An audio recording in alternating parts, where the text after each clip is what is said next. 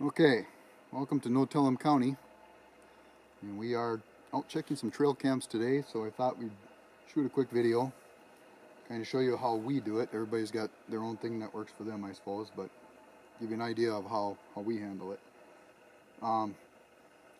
We can mount cameras on trees, posts.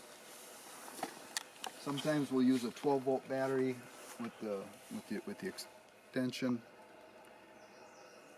Right now during the summer months, I like to use just a bent over fence post with a couple of zip ties on the back of the trail cameras, just to allow for mobility, and if you see a new spot you can pull them and move them easily. Use a couple of different cameras at each spot, because we run into, in many cases, where you will have a bachelor herd, or you're going to have a couple of young ones, or you're going to have a doe and how many fawns. You might think she has one fawn, you'll find out she has two fawns. Things of that nature. If you have one camera that maybe trips or starts to take pictures or video a little bit slower than the other one, helps to have a second one. If batteries go bad on one, second one. If you have a rainstorm, something gets in one of them, knocks it out of play, you have a backup.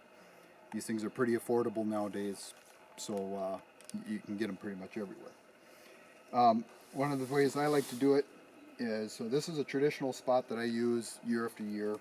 It's a good spot, keep the ground clear, keep the ground fairly clean of weeds. I try and spray in the area so I don't pick up stickers and weeds when I'm walking to my deer stand. I have one angle on this one that comes over to this tree where we have a salt block, just plain salt block, nothing fancy, no high dollar stuff, $5. Throw it down next to the tree and you'll get a whole season out of it. I'll take the second camera and I'll set it up at an angle not directly at the first camera, but still trying to focus on this tree so that we know when one, we can compare the two cameras, especially if there's a larger buck.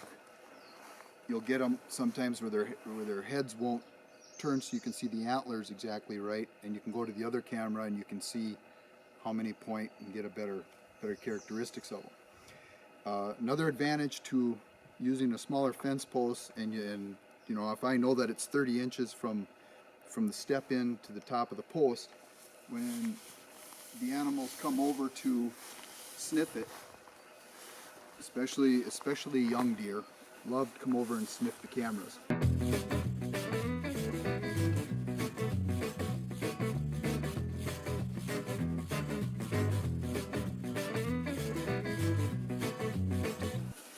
It allows us to really get a good judgment of their height, along with if we know how high something is next to the tree. You know, if we know that the first rung on the deer stands sits at 20 inches or whatever.